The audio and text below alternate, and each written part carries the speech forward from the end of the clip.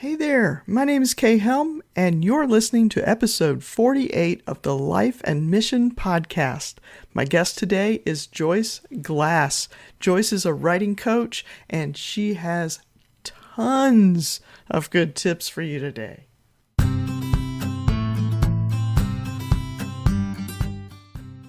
Well, hello there, Joyce. Thank you so much for being on the show. Thank you for having me. I appreciate it, Kay.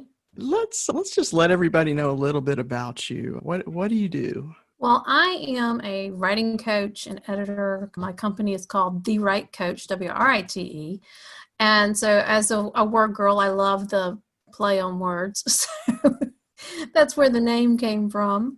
But I started writing about 10 years ago, and it took me 4 years to write my first book. And I was like, there's got to be an easier way to do this. And I mean, and part of that was, as mom, I was working, I went to school, back to school part of that time. And so there was a lot going on. It's not like I was just wasting my time trying to write. I didn't know how to organize my ideas. I didn't know how to create a process. And so through my own struggle, I created a process to simplify the writing process. And that's what I teach my clients now. And that's what I teach in my group coaching and my membership program. And it's amazing, and it's so much fun when my clients, the light bulb goes off and they're like, oh, I get this now, because teaching the process is nothing, that difficult. But what the hard part is figuring out, there's this part where you got to figure out the focus sentence for your work, which is similar to like when you're doing a thesis for your master's dissertation or whatever. Mm-hmm. It's a foundation. And that's the hard part, like distilling all your ideas that are running around in your head down into one sentence can get really hard. And so you got to really think about it. But once you get it, it's wonderful because then it flows. And that's what everybody says. It's so much easier to write knowing what I'm writing about than just like sitting down with a blank page and going, okay, I want this chapter to be about blah, and you sit there looking at the blank page for an hour and, type a few words and not really sure if they made any sense. But I have enjoyed the journey here. It's been like anybody else. It's been a tough journey, but this year, even in all the craziness, I'm actually gaining some momentum with my business and with my writing. I've got more focused with my writing because the past 4 years I've been coaching and editing. And so that doesn't leave a whole lot of time for my own writing. And so I'm kind of restructuring my business a little right now, and I'm writing more. I'm ghostwriting a book as well as working on my own worry journal. And I have the 2 books that I released when I first started writing. Those are going to be revamped in the fall and looking to traditionally publish those. So a lot going on. Yeah, you do have a lot going on. We'll talk more towards the end about some of the coaching programs and things that you do and give people opportunity to get involved with that as well. I want to go back, to the beginning. You said it took 4 years to write your first book. And I think there's a lot of people that's resonating with right now going, like, am I ever going to get this done? Tell us about that process. What took it 4 years? Because I know that's part of your story. Part of it, like I said, was just not knowing, like I had, when I got the idea for the book, I knew what I wanted it to be about. I wanted it to be about helping people revive their relationship or become more intimate with God. That was my heart's desire. But putting that into words was a whole different subject. And I didn't know how to structure it. And I didn't know how to really set it up. And then after going through, I did Tribe Writers and I did some other courses and conferences I went to. And the more I learned, I'm a voracious learner. I love to constantly be taking courses and learning things and being part of programs like business coaching programs and those kind of things to learn how with my business, but also with writing. And when I finally got a structure figured out, it was like, oh, I can do this. But the kick in the pants for me was I had a business coach, Diane Cunningham, who practically challenged me. She's like, at the time I had an email list and a blog, and she's like, send it out to your people on your email list, and that'll force you to get it done. And when she said that, I only had maybe like 3 weeks written, and they were sort of written. They weren't like perfect pretty yet. Mm-hmm. And it sent panic through me, like, do what? The perfectionist in me was going, what in the world? Send it to people. It's not done yet. I couldn't do that. And the more she talked about it, she goes, but think about it. Then you can get it done. And you're going to get feedback from people. And I'm like, that's a good idea. And so I got to, I think, like 6 weeks ahead.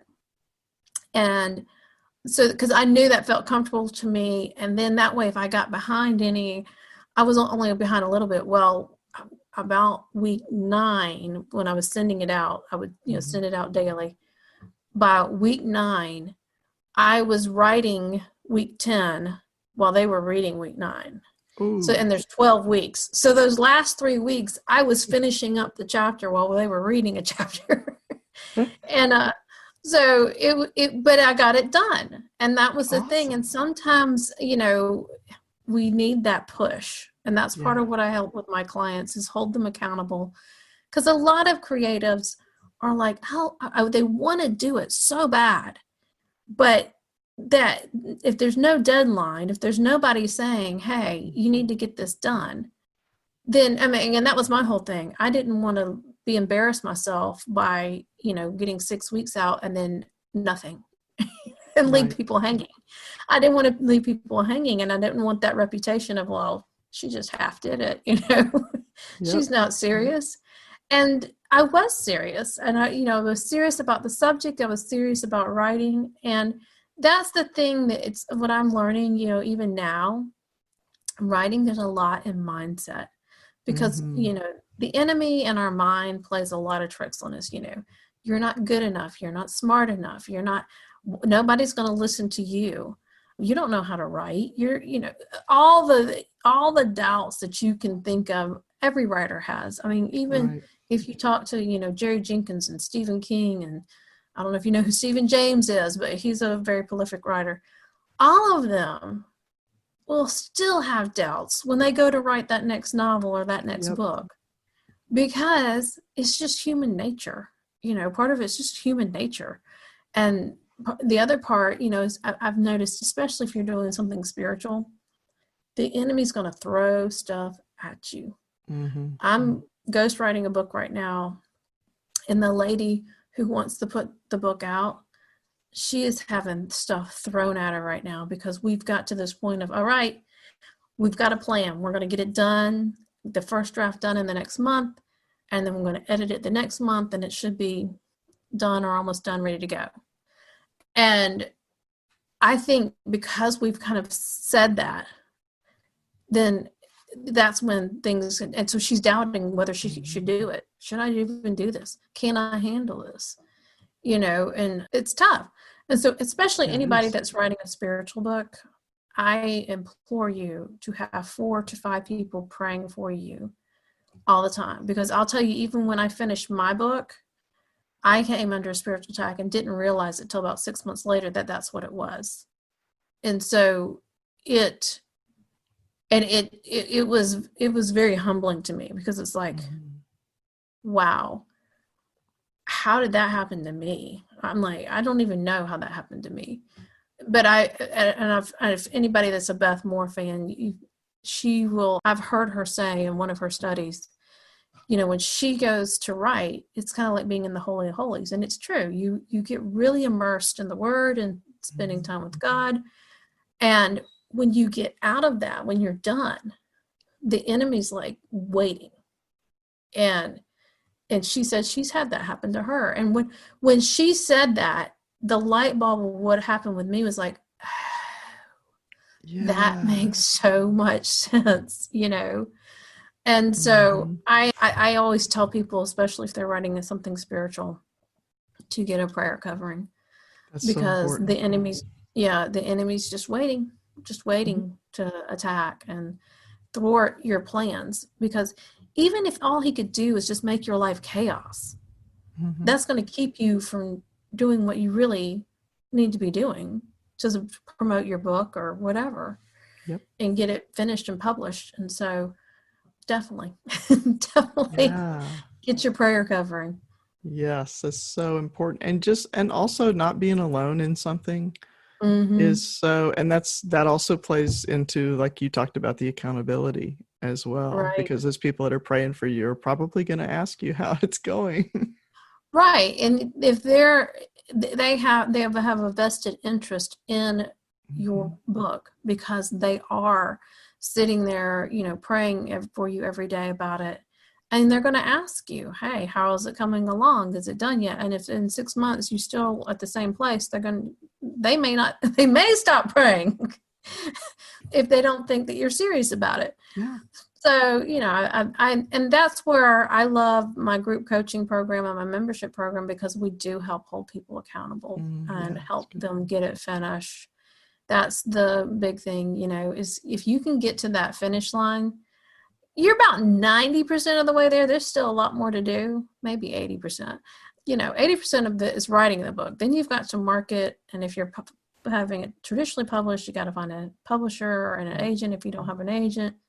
So there's a whole lot of steps to do with writing a book. So it's a long journey. You do need prayer warriors helping you along the way. so true.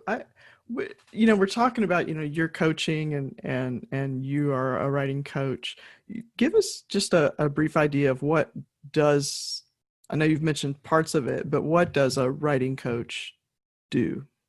The biggest thing is I show people the writing process, how to actually organize the ideas. And then once they start writing, when my coaching package, like if you work with me one-on-one, I'm also editing as well.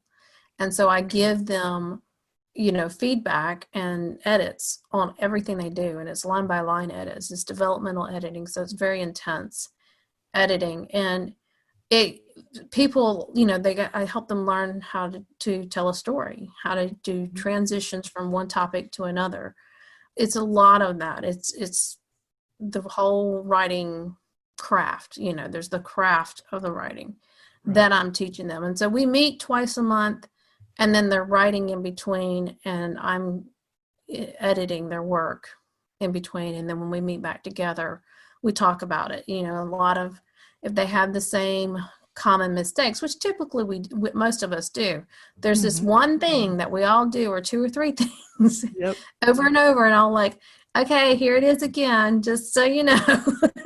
And I was talking with someone yesterday about that process, and I say I forget, because I do it all the time, that the first time somebody gets edits from me, it is intimidating, because there's all this red marking, and they're like, oh, wow, that's a lot of edits, but that's the whole point of it. You learn through the mistakes or just not knowing. I mean, sometimes it's not, that you just don't know how to write really well.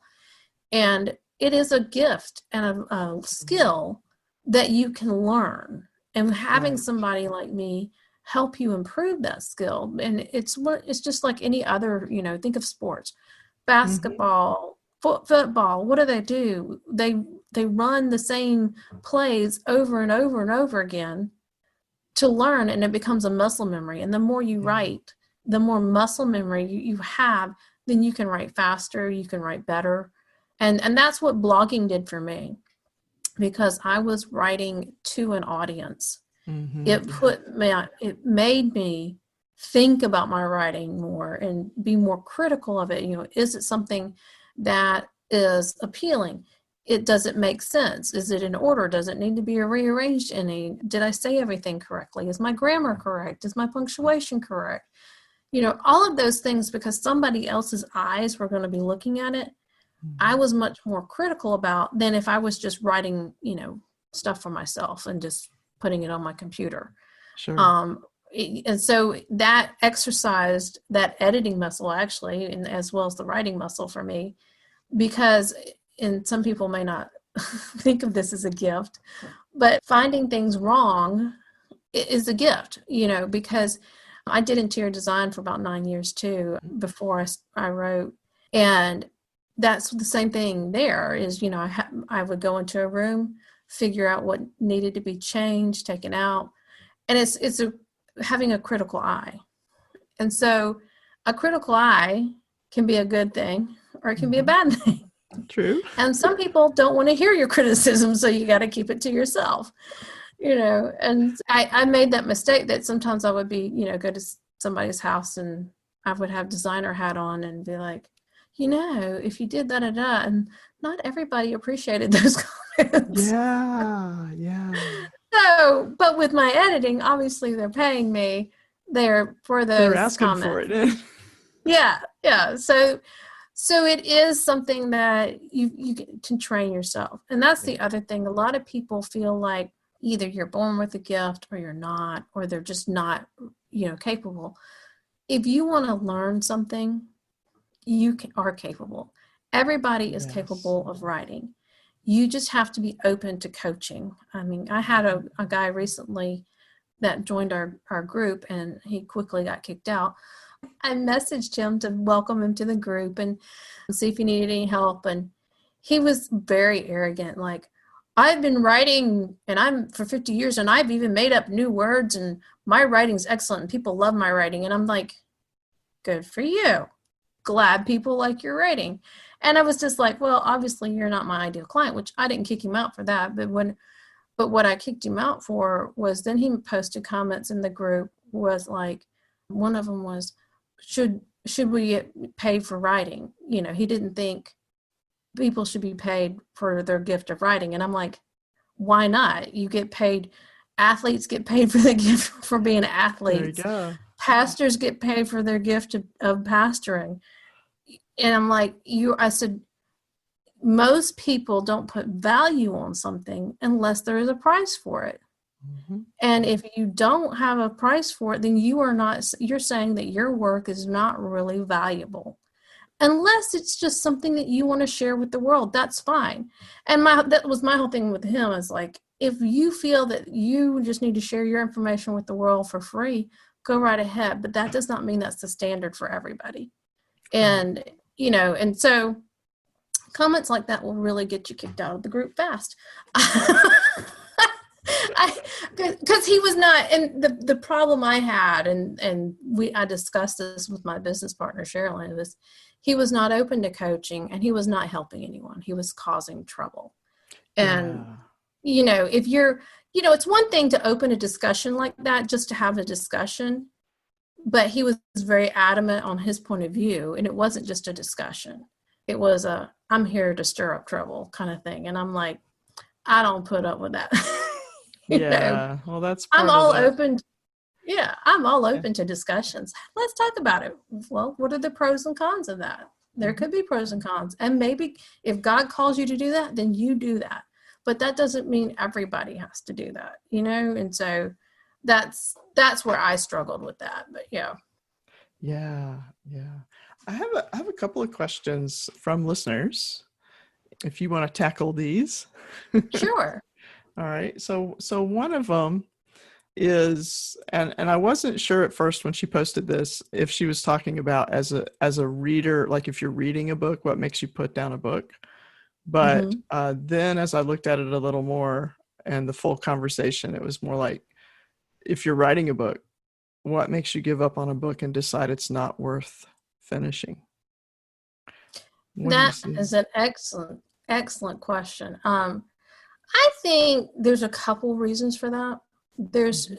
Because I know in the middle of editing my first book, I thought, what in the world have I got myself into? Because there's a lot of, editing is not the fun part of writing. No, and anyone who's written a book will tell you that. It's not as fun. But I would say there's two things. One is you don't feel like you have enough skills and you lose momentum and you just stop because because I hear this all the time from my clients. I'm overwhelmed. I don't know how to organize the ideas. I don't know how to structure my time to write, that kind of thing. The other part of it is if you take too long to write a book, you burn out on the idea. I'm reading a book, well, I've listened to it, it's an audiobook as well, Lifelong Writing Habits, and he's a novelist. And he said if it takes you 18 months to write a novel, you're going to peter out because you get tired of it. It's exhausting. I thought about that. I was like, that's true. And what kept me going with my book that took me 4 years to write, because it was off and on. It wasn't like I was writing every month. There'd be months that I didn't write at all. And I think with me, what kept me going is it was a calling. It was a calling to write that book that it kept nagging at me. Write the book, write the book, write the book. And I hear that a lot from people when I talk to them before they become my clients, is they'll say, I've got to write this book. And if I don't get it out, it's going to, drive me crazy. And that a lot of writers feel that way. It's something that just kind of bubbles up inside of you, whether it's God or an idea or whatever, that you feel like it's a calling. I've got to write this book because I want to help people. And if I don't do it, who is? And my story can help somebody or my content can help somebody. And those are the two things that I feel like is, if they don't feel a strong enough calling, they don't feel strong enough with their skills, and they don't get help. And that's why I always encourage people, even if it's just reading a book or finding, like I have a Facebook group that's free, Write My Book, and it's on Facebook, Write My Book Nonfiction group, because my expertise is nonfiction. But there are some fiction writers in there, and I think part of it is a lot of fiction writers write nonfiction, and they just like to be in writing communities too. So even if all you do is get in a writing community and ask for some help or just encourage and lift people up, that really will help. Help. Yeah. Yeah, because then you can say, hey, I'm working on my book today, but I was really struggling with XYZ. What do you think? Should I do this or should I do that? And that starts the conversation. And people, that's what I love about the group. People are now helping each other. And I tell them all the time, I love that, because I don't want it to be me going, hey, I know everything. Like, I don't know everything. I know a lot. And when I don't know, I can figure out. But I want people to be able to encourage and help each other. And that's been the beautiful part about the free group, as well as in my paid groups. And so I love people helping each other. So if you feel stuck or you're losing your mojo to write, get in a group and read some things about writing, listen to books about writing, audiobooks, and find the help that you need, join a membership program or a group coaching program and get some help, because that's what's also going to spur you on, is having someone encourage you. And again, like we were talking about before, accountability. You have that accountability person going, hey, how much have you written? Are you doing good? How can I help you? And if you know that questions come in every week, you are more likely to work on your writing than not. So that's where I highly recommend coaching, whether it's with me or somebody else. I know I'm not a perfect fit for everybody, but I want to help as many people as I can. And so definitely reach out if that's something that you want help with. Yeah. And I'll second that. This being part of a group, it makes a huge difference, on those down days or those days where you feel like, well, it's kind of like exercise. You can kind of let it slide. And next thing you know, it's been months before you've done anything. And then you think, well, I don't know, am I really a writer? Am I really going to ever do this? Should I do it? Was I really supposed to do it in the first place? But if you're in a group and you're watching people launch their books, you can be excited about what they're doing and celebrate what they're doing. And also that lights a little fire under you. Definitely. Especially if you can ask them, hey, how did you get over this hurdle? Because a lot of times they're going to be sharing their journey. So they didn't just pop up one morning and write a perfect book. and go have it published. I mean, that's just not how it works. No, that is rare, very rare. Yes. And a lot of people where you're talking about is what I call the messy middle. Yeah. It's they want to get it done, but they're not sure and they're kind of tired. And sometimes maybe you just need to take a week off and refresh and then go back to it with fresh eyes. A week off, a day off, a weekend off, go do something different, take your mind off of it, and then get back to it. And make a plan to get back to it. Don't just let it slide like you're saying, and 3 months later, oh yeah, I got that book I want to write. I haven't yet. Yeah. Yeah, and you mentioned structure earlier, and for me, when I write, especially, and I'm nonfiction as well, structure is everything. Even just knowing, if I know, okay, tomorrow morning I need to get up and write a lot of words to meet a deadline, Mm-hmm. then the night before, I'll set it up and I might write the first sentence Mm-hmm. or just something, or here's the idea I want to get across, or here's the thing I'm going to write about tomorrow. And I'll try to make that as specific as I can. Maybe it's a bullet list or something. Right. And then I get up and the kind of the muscle of writing, Mm-hmm. I don't have to wait for, I don't have the writer's block when I sit down the next morning because I did the prep work to say, Right. this piece has to do X, Y, Z. And if I can accomplish X, Y, Z today, then I will have done what I was supposed to do to move that Right. whole project forward. Exactly. And that's what I teach. You are priming the well. And Mm-hmm. here's the other thing that I don't know you've thought about. When you do that, then your brain is thinking about that all night long Yeah. and processing that. So even if you said, I want to work on chapter 2, and chapter 2 is about setting goals for productivity, then your mind's going to think about that all night long. Mm-hmm. And when you get up and get your coffee and get to your computer, your mind's ready to write about that. It's going to be much easier than, and that's the other thing, breaking it down, than thinking of, I need to write 15 chapters. What am I going to write today? Yeah. Don't think about the 15 chapters. Break it down chapter by chapter, and that's part of what we do with the Write Plan, Mm-hmm. which the Write Plan is an acronym, the word write, and that's what I teach in my courses, and also something that I'm giving away during the strategy sessions I'm doing recently. So I definitely love that idea, because that, like you said, you are priming the well of your Mm-hmm. brain and of your writing to get going. That's the perfect thing to do. And I think that's the thing that people struggle with, is breaking it down into pieces. They keep thinking of it as this big, massive Yeah. project. And when you break it down and do a little piece at a time, and I mean, within a week, you can write a chapter or sometimes 2 chapters, depending upon how fast you write Mm-hmm. and what you're talking about. And if you got to do some research. The other suggestion that I give people, because between writing and editing, those are 2 different things. Yes. So writing is a creative part of your brain. Editing is the analytical part of your brain.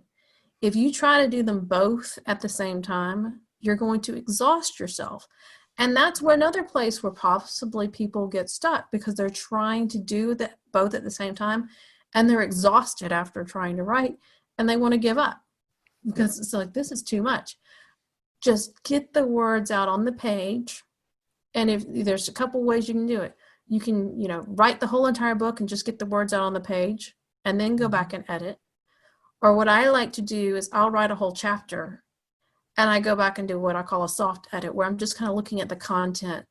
Does it make sense? Am I saying what I want it to say? Is it going where I want it to go? Is the flow good? Mm-hmm. Do I need to rearrange it any? Does anything need to be cut out? And that's my soft edit. Then I go to the next chapter and write. So that, and I know Jerry Jenkins does something very similar, because I've heard him talk about it too, is he'll write a chapter or whatever for a day, because he'll write, I think he writes 6,000 or 10,000 words a day, something Wow. crazy. And then the next day he'll edit doing the same kind of thing, like a soft edit, and then he'll go on to the next chapter or section or whatever he's doing. So that's where you got to figure out your own rhythm. For me, I like a chapter because I feel like I've accomplished something. But maybe it's, I wrote a page yesterday and I want to edit it today, do a soft edit. That's fine. Just figure out a rhythm that you can keep going and keep motivated. And I had one of my clients in our course last fall, winter. We were talking about this and about the creating and editing, and he went, "Oh, that explains why I'm so tired after I write." He's doing something that's very research intensive, and he would be writing and then have it something that he would need to research, and he would start to research and then go back to writing. And I said, "Oh, no. Yeah. Right? And just make a note, hey, research, blah, blah, blah, whatever it is, and finish writing for the day, and then go do your research. And then you can add that the next day, or if you still have time, write later, but don't do them at the same time. Yeah. That's what's going to fry your brain. Yeah, and that your really energy. messes with you. Yeah. And a lot of people don't, I didn't think about it for a long time. And then until I realized, oh, and here's the other thing, you can write faster that way because and when I say just write it, I mean just write it.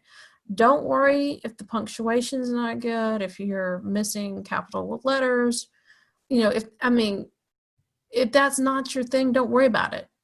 Don't fret about that. That's where you let that little perfectionist kid go and you say, you go sit in the corner right now. Yep. And mama's going to write and you can come out later when I edit, Yes. And so that just writing fast, that'll help you write faster. Another cool thing that I learned in the book that I told you about, The Lifelong Writing Habits, is by Chris Fox. He mentions dictating to write, like using a program like Dragon, or I have a Mac computer, and if you can set up your computer, it'll dictate. Now on the Mac, using that, if you push the command button twice really fast, it'll bring up where you can dictate. It only does like a paragraph or two at a time, but that's fine. I just hit the button again and keep going. And so, because I looked at the Dragon thing and there was a lot of people not happy with it, and you can't go back and correct it while you're dictating. And I didn't like that.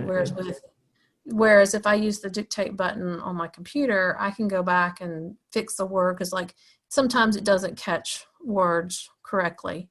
So that I'm laughing because I transcribed a video of the lady that I'm doing her ghostwriting, and it transcribed her book it said something about tequila and weed.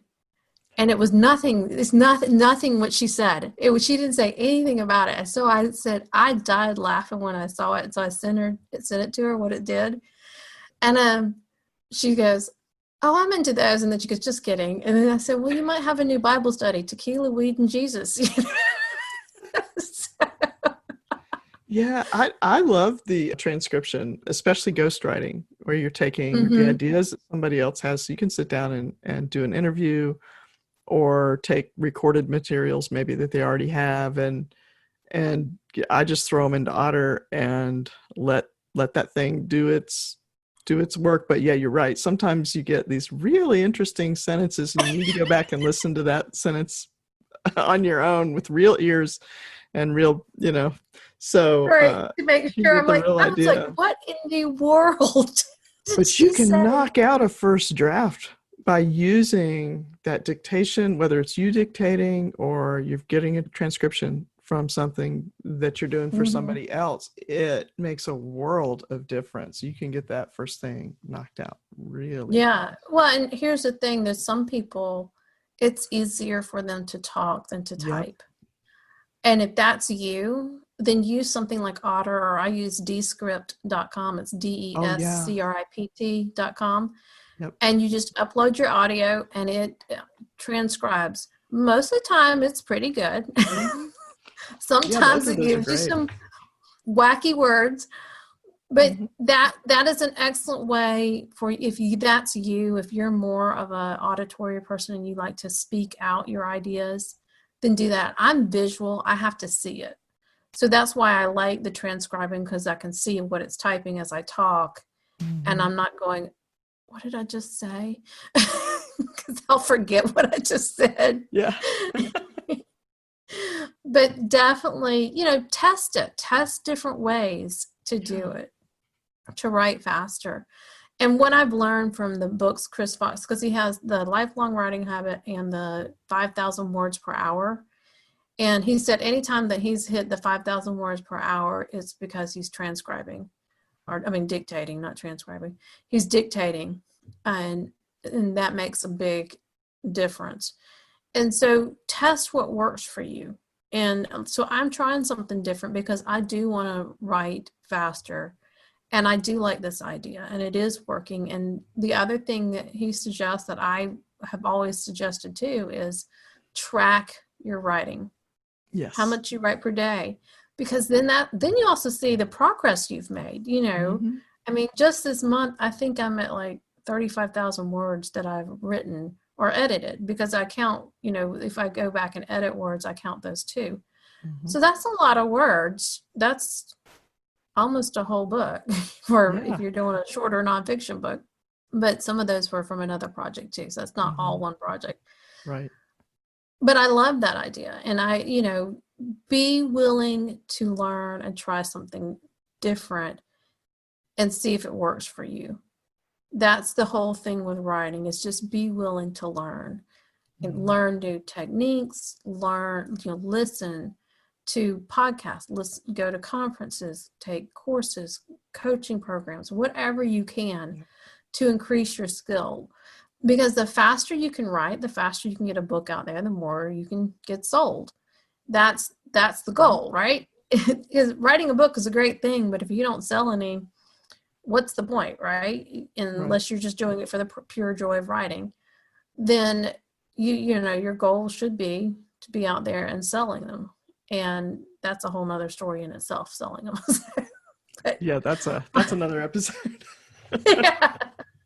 A few Yes, other episodes probably. I have on my team now Keith Keller. He lives in Melbourne, Australia, and we have a grand time. He's a global marketing specialist. And so what I found, and the reason I brought him in on my team, was people would spend thousands of dollars with me editing, coaching, get their book done, and have no way to market it Yeah. because they hadn't been thinking about it. Mhm. They didn't build up their Facebook page or Twitter or Instagram or anything, or email Yeah. list. And they've got this beautiful book that's ready for the world, but no one there to buy it. And so I've brought them on my team to help people be thinking about that while they're writing their books, because marketing is not my gift. I know enough to be dangerous. But I learned early on it's not the funnest thing to me. Like, I like doing it, but it takes a lot more time and energy than I want to mess with. And so I have other people that help me. So Yeah. that's the thing. Yeah. And And we all need that. most writers do. Most writers Mhm. need some kind of help. It doesn't have to be, thousands of dollars for months on end. It could just be a little coaching here and there, a course, Mhm. something. But whether you traditionally publish or self-publish, you are going to be marketing your book, because it's Yeah. no longer the publisher out there going, I mean, they put them out in the stores, but if you don't get enough sales, guess what? They're not going to reorder your books, Yeah. and they're not going to sell more of your books. And guess what? They're probably not going to hire you to publish another book if you don't sell enough. So, Yeah, it really is on the author. yeah, a lot is on the author. That's changed. And that's where a lot of authors have to get around that mindset. I Mhm. have to market my book. What can I do to market my book? And I have some podcasts about that, because I've interviewed some people that did a really good job marketing their book. Some Yeah. self-published, some traditional. So check out my podcast too. Yep, we'll link to that Which is, too. So a lot yes, of these things, everything we're talking about, we'll put those in the show notes, and we will link to yes. your. My What's the name of podcast your is, podcast, though, in case people are listening in the car? yeah, it's The Right Hour. So WRITE hour. And it's nonfiction tips from the right coach. Okay, So, awesome. but if you look up The Right Hour, Mhm. there's me, there's one other one. She did like 3 or 4 episodes, and that's it. That's not me. Mine's a blue and white little icon. So make sure you pick the right one. So I have one more listener question, Okay. and this one is specifically about Bible studies. Okay. And what she says here is most people who teach Bible studies have an overarching idea, but don't write the entire study from beginning it to end at the onset because they're teaching a weekly class. But if you're going to put a package together, it looks like for publication, then it has to be complete. So how do you add that tension or that interaction in that you would get if you were teaching it live, if you're or when you're writing to kind of a market that maybe is not sitting in front of you? That's where the power of storytelling comes in. And that's a gift that you got to learn, especially with a Bible teacher. I mean, like we talked about Beth Moore. She can tell a fabulous story and she writes them down fabulous. Yeah. But she learned over the years. I know it's probably when she first started out, it was not perfect. And it's something that you've got to learn. And that's something I teach in our group coaching program. It's called 5 Fiction Techniques for Every Nonfiction Writer. And Mhm.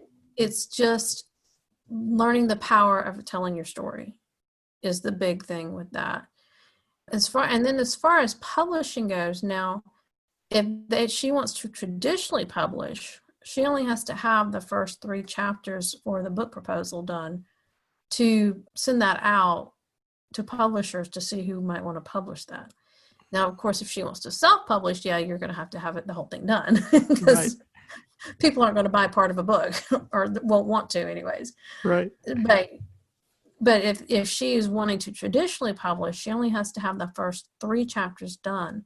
So I suggest getting help. And my business partner, Sherilyn Bisbano, is a book proposal expert. And she critiques book proposals and helps people get them set up. And we also go through, she's an editor as well. And we go through those first 3 chapters and make sure they're stellar so that you can then promote that to the publishers. And well, first to an agent. We always recommend you get an agent and then to the publisher. And so the bottom line with that is is your power of your storytelling, because that's the part that's going to make people resonate with it. But any book, really, a nonfiction or fiction, you need to have storytelling in there. Yeah. People like to hear about people. So even if you're writing a business book, then if you help people within business, then you want to have stories where you've helped people or people have overcome whatever the challenge is that you're teaching about in your book. Right. So like I have a client now, his book is about angel investing, and he has stories in there of things that happened went good and things that went bad to help people understand how this works and and what he noticed, because he is an angel investor and he's also had a startup. He's been on both sides, so they call them the founders or investors. Founders, are the people with the startups. And he took this book and has questions from both sides, because what he found when he was investing, there's a whole lot about giving your pitch, but there's nothing he could find about when they ask you questions after the pitch. So if anybody's watched Shark Tank, after they give their pitch, then all the investors have a chance to ask them questions. Well, there was no way for him to prepare for that because he didn't know what kinds of questions. So what he did is he's compiled as many possible questions as he can that the founders can go over. And then he's got questions that the investors can ask, because the investor needs to be smart too. Mm-hmm. and asking the right questions. So he compiled this because from his own struggle with trying to get angel investing and knowing how to be prepared for that. And I was surprised that when he told me that there's nothing out there to help prepare you for the questions. So he found the perfect niche, you could say, to help with angel investors. So that's what you need to do is you need to have stories on any kind of book, nonfiction, to support the content, because that's what's going to draw people in and make them want to read it. I'm not going to want to read a book without stories. I'm the same way. I love to hear about people and about the stories. And think about what we call the rubberneck. If there's an accident, everybody's turning because you want to see what happened, right? Everybody That's true. slows down Yeah. because they want to see what happened. Well, the same thing in your book. If you want them to keep turning the page, you want to have people's stories in there where they have succeeded. That's why, your Tony Robbins and your John Maxwell's of the world are so successful, because they help people and they share other people's stories of how they helped them become successful. Mm-hmm. So that's it, the power of storytelling, which our last season of our podcast, season 11, was about the power of storytelling. So check that out. Yeah. That's Shameless good, plug. good stuff. That's good stuff. So awesome. Those are some great tips. I took some notes that are going to help me with my writing. So I hope the rest of you are able to do that as well. Joyce, thank you so much for being here today and sharing your knowledge with us. And tell us, because I know you're getting ready to launch a new initiative here, some new things for some Yes. writers. So tell us about that and how people can get involved. It's called the Write My Book Boot Camp, and we're doing the platinum level. And what that means is we have 8 weeks of training that you're going to go through with Write My Book, that it's video training. But you will also have another 4 weeks with us. So it's a total of 12 weeks. And there's group coaching every week. So you can get your questions answered. You can get help. But then the other 2 things that I love that we're doing is we're going to critique the first 10 pages of your work for you. And then you can set up a one-on-one session with me, and I will go over that critique with you and talk about your writing project. And then Sherilyn will help you with your book proposal. If you have never done a book proposal before, she'll help you get started. And we teach you how to create a book proposal in the Write My Book Bootcamp. As well as I mentioned before, Keith Keller from Australia will do a session with you to help build your audience. And of course, then there's a private Facebook group where you can, message us every day, ask questions, connect with other writers. And this is what we're back to what we were talking about before. We help hold you accountable. So what I'm doing different than this time, I taught this as a course back in February. Mm-hmm. But what I want to do different this time is I want people that are ready to write and commit to writing during this time. And you can have a good solid first draft done in 3 months, or you can even possibly have your book ready to be edited in 3 months. You have it completely finished and ready. And we're going to teach you how to do that. So that write plan that I told you about, we're going to go into depth about that. And it's just, the whole bottom line is we want to support you on this journey. We're going to teach you how to create a business model out of your writing career. How can you make a business out of that? And it doesn't matter what kind of writing you're doing. If you're a coach, if you're a Bible, teacher, if whatever you do, if it's your business and this helps support your business. Like I talked to a lady who's a psychologist the other day, and she's going to join us. And then a lady I talked to yesterday is in business coaching, and she's helping people with transitions, which a lot of people are in transition right now with everything that's been going on with the pandemic. I could probably rattle off 5 names that I know people lost their jobs during this time because of downturn in economics, and they're trying to figure out what to do. So through all of that, the way you can join us, it is by invitation only, is set up a private one-on-one session with me. It's a complimentary session, and I will go over the write plan with you. So I'll show you how to do that, and that will get you started. But then you can decide if the Write My Book boot camp is the right fit for you. And if not, we have another option that's a membership option that I can talk to you about at that time. But my idea is to help as many people as I can. And so, but we are limiting this to 20 people so that we can keep more of a close-knit group vibe in the group, so that we can help and support each other, and we can give you more one-on-one attention too. That's why we're offering the 3 private coaching sessions. So that's 8 weeks of video training, weekly coaching calls, and you also get the 5 fiction techniques for your nonfiction book. That's part of it. The critique of your first 10 pages, and the private coaching sessions, and the private Facebook group. So all of that. And if you want to learn more, then you go to thewritecoach.biz/calendar to schedule a time to meet with me. Okay, and I'm great. sure you'll have that link. Yes, absolutely. We will definitely have the link to all of that so you can connect with Joyce. And that's coming up really, really fast. So you want to jump on that if you're hearing this. We're going to start September 14th is when we're going to start. So if you can get with me before then, that would be great. And we can get you started. Yeah, and even if it's after that, and you're listening to this, you can still go make an appointment. Yes, make an appointment, because we are going to do this 3 times a year. Next session will be in January, and I'm not sure what we're going to do after that, but I know the next session will be in January, because this will go from September to December, the middle of December, and then the next session will be in January, and probably around the middle of January. So yeah, awesome. So I'd encourage you guys to do that, and let me know. Let me know if you do it, and we'd like to cheer you on. Yes. When you schedule your appointment, let me know that you heard this on Kay's podcast, and I will make sure Kay knows that she helped you find me. So yeah, that'll be fun. And that's what I love to do, is connect people to great resources and other great people, so that we can all help each other out. Definitely. Let's get these things done. Yeah. I love connecting people too. It's awesome. Thank you so much, Joyce. We're looking forward to seeing your next book out too.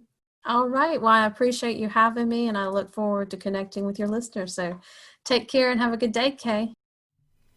Thank you so much for listening.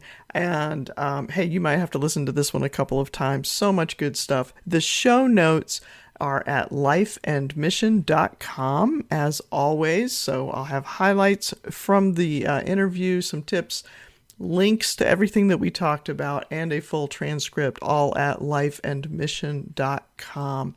Hey, it would really help me, really appreciate it if you would give us a review on Apple Podcasts or on Spotify. Those are the 2 main ones, but wherever you listen to your podcast, putting a review up helps other people find the show. So if you like the show, that would be a really awesome thing that you could do. Also, we've got some great things coming up at the end of September, middle September and end of September that you want to know about. And I want to make sure that you get all the resources. So go to lifeandmission.com, sign up to get the emails. Basically, all that happens then is I let you know when new episodes are out. It's about every 2 weeks, and sometimes we have bonus episodes.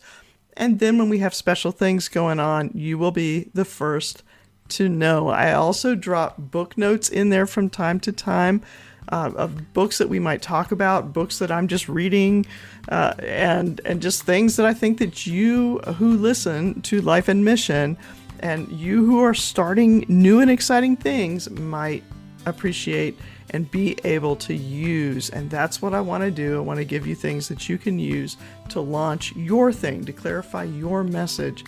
So go sign up, lifeandmission.com. In the meantime, find your voice, tell your story, change the world.